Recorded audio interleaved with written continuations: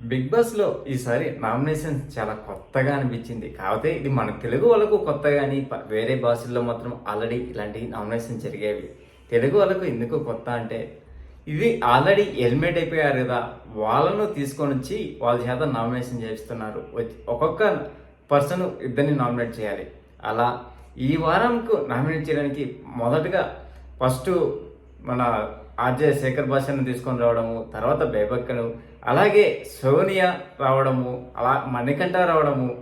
Main ఈరోజు మనం ఏం చెప్పుకోవాలంటే సోనియా వచ్చి నిఖిల్ను నామినేట్ చేయడము హైలైట్. అలాగే ఫస్ట్ ప్రేరణను నామినేట్ చేయడము, ప్రేరణను గట్టిగా అరవడము, అలా కొట్టడము, నిఖిల్ని కొట్టడము.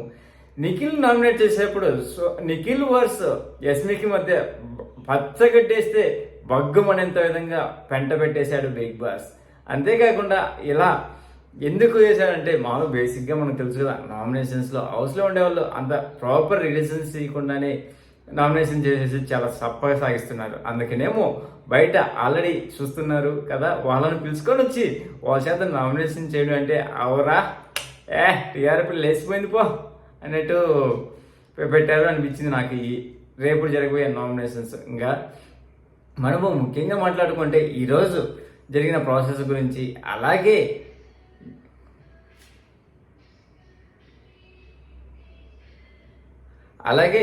మనం ఇంకా ఏదైనా మాట్లాడుకోవాలంటే మెయిన్ అసలు గంగవ్వను ఎందుకు స్టేజ్ మీదకి తీసుకొని రాలేదు. నిన్న నిఖిల్ చెప్పాడు కదా లవ్ స్టోరీ గురించి, వాళ్ళ ఎక్స్ లవర్ ఏమి మనకు స్టేటస్ పెట్టారు అది కూడా తెలుసుకుందాం. ఇప్పుడు మెయిన్ మనం మాట్లాడుకుంటే ఫస్ట్ గంగవ్వ గురించి మాట్లాడుకుందాం. గంగవ్వను అసలు ఆమెకి ఇష్టం లేదంట బయటికి పోవడానికి. ఆమెగా బేసిక్గా మనకు తెలుసు కదా, మొన్న దివాళీ సెలబ్రేషన్స్ తర్వాత పోహా పెట్టారు. పోహా పెట్టడం వల్ల ఆ తినడం వల్ల తనకు అజెక్ట్ అయ్యి కొద్దిగా మోషన్స్ అయింది. ఆల్రెడీ ఆమె అవినాష్ చెప్తే సర్దుకుంటుంది లేవో అని చెప్పేసారు. అలా అప్పుడు మనకు నాగార్జున గంగవ్వను కాన్ఫరెన్స్ రూమ్లో పెట్టేసి ఇదేం కదా, అప్పుడు నాగార్జున చెప్పాడంట గంగవ్వ నువ్వు బయటకు వచ్చేసి అని. ఆమెకు 2 రోజులు అయితే సెట్ అవుద్ది అనుకుంటుంటే అందులోకి బయటికి రమ్మని చెప్పేయడము, అలా స్టేజ్ మీదకి రానికుండా అలా పంపించేసిందంట. తర్వాత నిఖిల్ నిన్న అనవసరంగా లవ్ స్టోరీ చెప్పకుంటేనే బాగుండేదేమో అనిపించింది.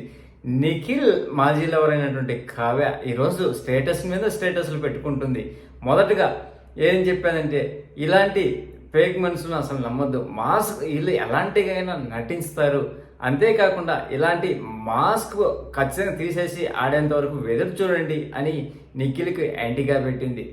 మెయిన్ మనం ఏదైనా మాట్లాడుకోవాలంటే నిఖిల్ మంచోడా చెడ్డోడా అనేది మనకు తెలియదు. ఫస్ట్ ఆఫ్ ఆల్ వాళ్ళిద్దరి మధ్య ఏం జరుగుతుందో మనకు తెలియదు. కానీ రేపు జరిగే ఎపిసోడ్లో సోనియా నిఖిల్కు చెప్పిన పాయింట్లు పాజిటివ్గా ఉంటే మాత్రం ఇంకా ఈసారి సీజన్లో ఇంకా అతనికి కప్పు, లేదా అది నెగిటివ్ అయిందనుకో అది గౌతమ్కు ప్లస్ పాయింట్. ఎందుకంటే ఇప్పుడు నిఖిల్ వర్స్ గౌతమ్ మధ్య టైటిల్ 4లో ఉంది. మళ్ళీ రేపటి ఎపిసోడ్ డిసైడ్ చేయబోతుంది ఈ సీజన్ ఎవరు విన్ కాబోతున్నారు అనేది. అంతేకాకుండా ప్రేరణకు చాలా ఆల్రెడీ నెగిటివ్ అయింది కదా, మేబీ ప్రేరణ ఈ వారం గండము ఉండొచ్చు. ఇంకా ఉండేది మనకు 3 వారాలు, సో ఇంకా డబుల్ ఎలిమినేషన్ ఉండొచ్చు. ఇప్పుడు హౌస్లో మొత్తం 10 మందిలో మెగా చీప్ అయినటువంటి అవినాష్ని తీసేస్తే మిగతా 9 మంది ఉంటారు కదా, ఆ 9 మంది మ్యాక్సిమం రావచ్చు. ఇంకా వారం డబుల్ ఎలిమినేషన్ రావచ్చు. ఇంకా ఈరోజు ఎపిసోడ్కి వద్దాం. ఈరోజు ఎపిసోడ్లో మొదటగా ఎస్మి కోసం శ్రీ సత్య అలాగే ఎస్మి చెల్లెలు వస్తుంది. వచ్చిన తర్వాత ఎస్మికి చెప్పడం ఏంటంటే, నాకు పాత ఎస్మి రావడము అని చెప్పడము, తన గురించి చెప్పబోతుంటే నాగార్జున నుండి తన గురించి ఏదైనా సీక్రెట్ చెప్పు, అందువలన ప్రైజ్ మనీ 3 లక్షలు యాడ్ చేస్తాను అని చెప్పడం జరుగుతుంది. అప్పుడు శ్రీ సత్య చెప్పకముందే ఎస్మి 6 గంటలు అయితే ఏమకో పెగ్గులేందే ఇది నిద్ర పట్టదంట, పెగ్గేస్తుందంట. అది ఎస్మినే చెప్పేస్తుంది.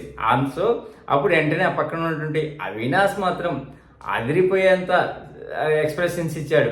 ఏంటి ఒక్కొక్క పెగ్ కాస్ట్ 1 lakh అవురా అన్నట్టు అనిపించింది. తర్వాత వీళ్ళు టాప్ 5లో పెట్టిన నేమ్స్ ఏంటంటే గౌతమ్, నిఖిల్, నబిల్, అవినాష్, ప్రేరణ.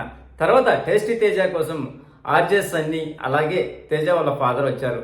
అంటే మొన్నటి వరకు మీ అమ్మ కోరిక నెరవేర్చావు, మీ అమ్మ కోరిక నీ కోరిక నెరవేర్చుకున్నావు, ఇప్పుడు మీ అమ్మ కోరిక నెరవేర్చురా అని చెప్తే వెంటనే తేజ ఉండి లేదు అన్న అది నా చేతిలో ఏం లేదు, కాకపోతే నేను ట్రై చేస్తాను అని చెప్పడం జరుగుతుంది. తేజ వాళ్ళ నాయన అంటున్నారు నేను ఇతన్ని జాబ్ చేద్దాం అనుకుంటే తను ఈ ఫీల్డ్ ఎంచుకున్నాడు అని చెప్పడము. అలాగే వీళ్ళు పెట్టిన టాప్ 5లో పేర్లు ఎవరంటే గౌతమ్, నిఖిల్, నబీల్, ప్రేరణ, అవినాష్ పేర్లు చెప్తారు. అలాగే ఇప్పుడు కోన వెంకట్ వస్తాడు అవినాష్ సపోర్ట్ కోసము. కోన వెంకట్ అక్కడ అతని సినిమా ఇది పెట్టాడు, కాకపోతే ఇక్కడ కోన వెంకట్ చెప్పిన దాంట్లో గౌతమ్కి ఇచ్చినది మాత్రం నాకు సెట్ కాలేదనిపించింది. ఎందుకంటే ఇతను శివమణి మెంటల్ అని స్ట్రెచ్ చేస్తూ వచ్చాడు, అంటే అది పాజిటివ్గా లేనట్టుంది, నెగిటివ్గా అనిపించింది నాకు. అలాగే కోన వెంకట్ నబిల్కు దూకుడు అని చెప్పాడు కదా, ఈసారి లాస్ట్ 3 వీక్స్ నుంచి చూస్తే అసలు నబిల్ ఆ దూకుడు అనేది కనపడలేదు.